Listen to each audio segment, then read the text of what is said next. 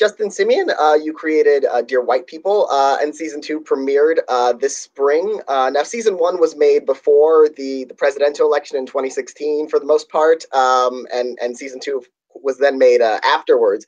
What did that change your mindset going into the second season, or how you approached it?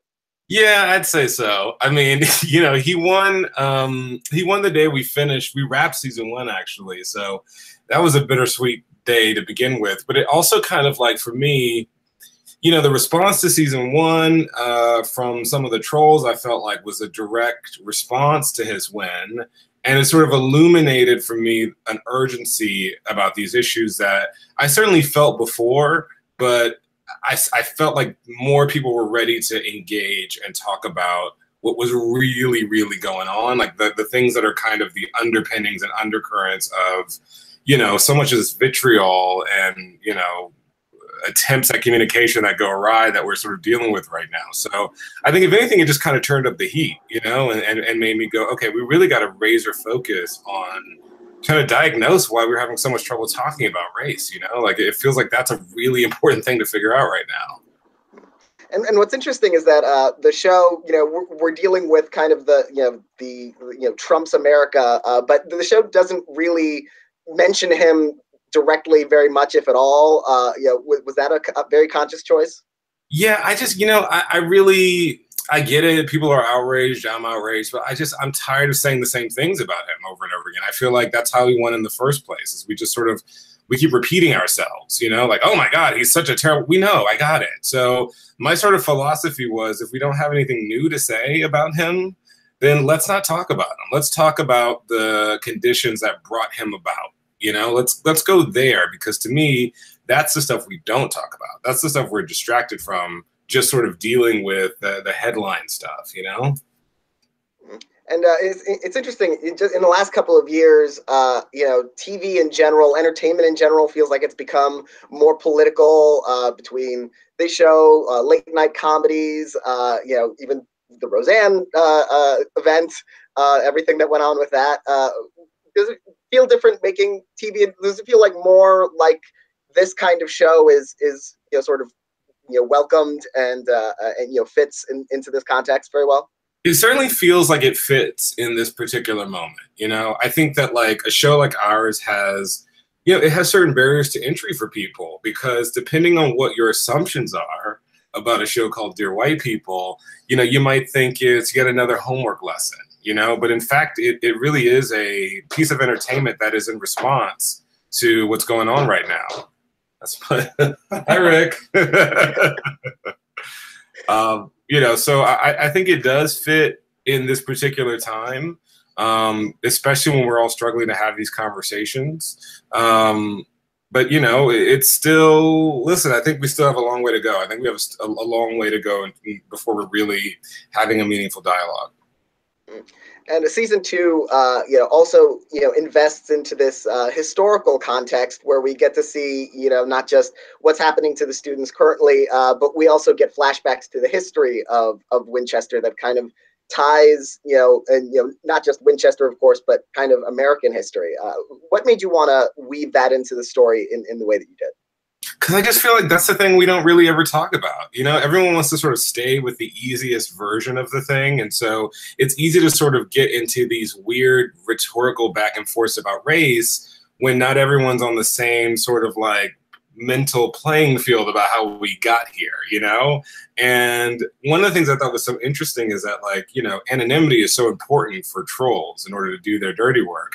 But anonymity has sort of always been the tool that racism hides behind. We're always sort of like, it always sort of operates under the shadows. It always sort of revises history and sort of has this kind of cultural amnesia. So we sort of forget what got us here. And to me, that's sort of the thing that's so insidious about it, is that we have a citizenry that, like, really isn't prepared to talk about this because we haven't really been properly educated about it. And I found that, this whole fake news moment that we're going through right now that feels so buzzy, that's actually kind of the American condition. And I thought, like, boy, this might be an interesting way to sort of like get people to think about, like, the layers and the stuff underneath the surface of, the stuff underneath the ocean past the tip of that iceberg that could actually, help us really have this conversation meaningfully. Yeah, it's one of the things, as I've learned more over the years. It's really when you look at history, like just where A led to B led to C, it really just kind of makes the present moment almost feel inevitable. Absolutely. I mean, James Baldwin has so many great quotes about this, but this idea that like history is still alive in us is so true. I think one of the reasons why people struggle is because we're taught about slavery and its abolition and the Reformation period as if these things happened one day and now it's over. But we're still in a Reformation period. Like we never really put the country back together. We just all sort of evolved and kept adapting and moved on to other issues. But listen, it's the Malcolm X quote, about racism, that racism is a knife wound to the back. You don't solve it just by pulling out the knife. You solve it by addressing the wound that was left. And I feel like the inclination of America now is to pretend like there was no knife. There's no knife. We're all good.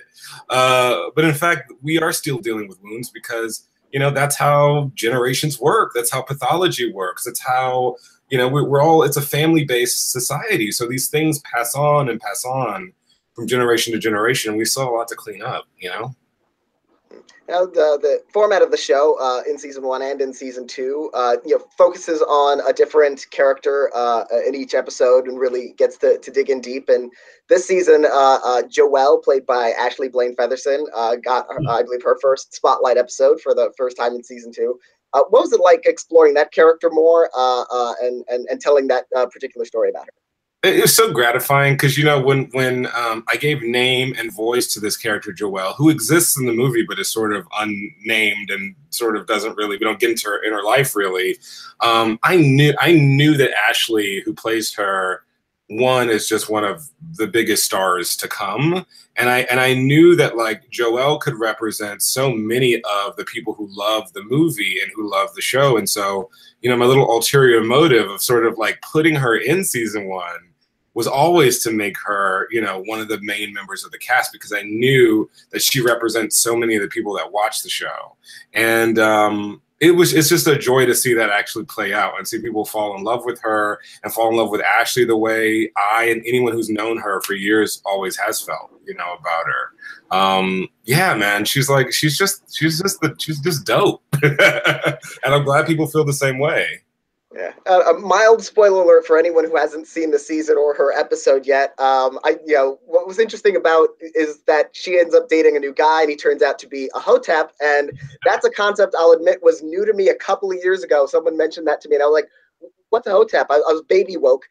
So, what gave you that idea to pursue that storyline for her? Oh man, we're always trying to bring stories to bear that are undertold and might surprise people and allow people to sort of see their experiences play out, and people who don't know anything about this to sort of go, oh my God, that's a thing. And hoteps are like, they always catch you by surprise. You're always like, yeah, that's also true. I agree with that as well. Wait, what did you just say? They always like take it a step too far, and they also kind of illustrate for me like how how these things can kind of work both ways, how extremism works on both sides of the ideological spectrum. And, it's a very specific to the Black community kind of conundrum, the hotep. And I just thought it was a fun way to introduce that and also sort of like show the struggles and the plights of a beautiful, talented girl who happens to be a chocolate sister, who happens to have, be a little chocolate drop, be a little Kelly Rowland, things that are a little bit trickier for her. She has more layers to navigate. And I just thought that was a really lovely way to do that. Now, another memorable episode of the season dealt with Coco, finding herself unexpectedly pregnant and, deciding to have an abortion. What made you want to tackle that subject and tackle it with that character in particular? Well, it's one of the things that some of the ladies in the room brought to me. And, my first knee-jerk reaction was like, oh gosh, I don't want to do the got pregnant storyline the way everyone else does it. What I want to do is sort of tell a different kind of version of the story because, for Black women, Black women are very rarely in the forefront of, women's bodies issues and health issues and stuff. It's not really, and it's different for Black women. And, just in terms of my friend group, the way you know, women will tell me about their experiences, there's just different layers of shame and expectation and, you know, feelings for Black women than there are normally sort of communicated in shows and episodes like this. So I thought it was a really great opportunity to give voice to a group of people who honestly have been suffering in silence for a long time and present a very real and difficult decision without moralizing it on either side. And not, I think you leave that episode not feeling like either decision she could have made would have left her fully whole and happy, you know, and that's really, it's a unique situation that women have to go through and a unique situation that Black women have to go through. And I felt it was really important for all of us to see it and experience it and not just sort of think about it in the abstract. And again, I just felt like it gave voice to so many women in my life who otherwise really didn't know how to talk about this because it's different for Black women. There was another great episode, one that you directed, that's basically a two-hander between Logan Browning and John Patrick Amadori as they're kind of, everything in their relationship is kind of coming to a head. What was it like directing that kind of episode with just, you know, focusing on two characters, it's just one extended kind of play between those two? It was a treat, man. It was like, oh God, it was so fun. It was like being back in theater school or film school. It was just all craft because there aren't any like setups to distract. There isn't any like flash. There isn't, you know, it is just the beats of the scene. That's all you have to build the episode on. You can't sort of like, you can't sort of like fudge it in the editing. You can't sort of trick people into thinking, like it has to hold up, you know? And it's all about the craft. And we really got to sort of, because it was all contained in one space and we didn't have to deal with location scouts and casting and all these things, we were able to carve out just enough time to rehearse it like a play and find the beats, and me as a director to figure out the logic of how to shoot it and have that be based on the emotional turns. I mean, it's like the geeky stuff that you get to do in film school and wait, you know, for your chance to do it professionally. It was just so fun. And it was a challenge, you know, to sort of keep a 30-minute episode alive with just two people in one room. But it was one that I just found to be so exciting. And to get to do it on TV, man, you know, to get my Sidney Lumet, you know, 12 Angry Men in a Room or my Mike Nichols on in this television show. I mean, come on. Like, I was beside myself. It really was so fun.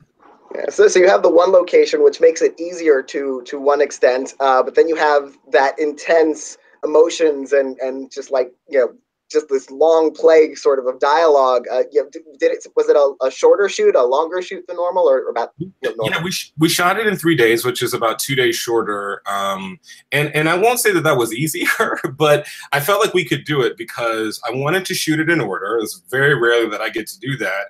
And I felt like if we gave ourselves a 3-day challenge, we'd have some wiggle room, but maybe we could save some money to do other things for the series. You know, like I revamped the title cards, for instance. That took a day that we kind of carved out of that particular episode. But I just felt like if we were just really focused and we were clear on, I was clear on the logic of how to shoot it, and everyone was clear on when the beats changed, I felt like we could knock it out, you know, like a play.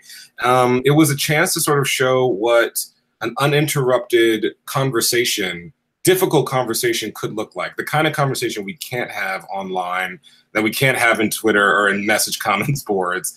Like, what happens when you lock two people in a room and just make them have it out? And I felt like as much as we could shoot it together, the more magic it would have. You know, if you spread it out too long, it starts to, I don't know, I didn't want it to fall apart. I wanted to feel as contained as possible. And so that was the thinking behind it. Are there any other characters who haven't gotten their own sort of deep dive highlight episode that you're looking forward to if, you know, the show is renewed for season 3, knock on wood? Yeah, absolutely. I mean, I feel we tried with Al and Rashid this year. We had some scheduling issues that wouldn't let that happen. But also, like, you know, Brooke is very much becoming a fan favorite after her sort of hijinks with Lionel, and so is Kelsey. So I think those characters are pretty ripe to be explored. And I actually, you know, from the beginning, I've wanted to walk around in Kurt's shoes, because I think Kurt is one of those characters who we sort of like kind of love to hate.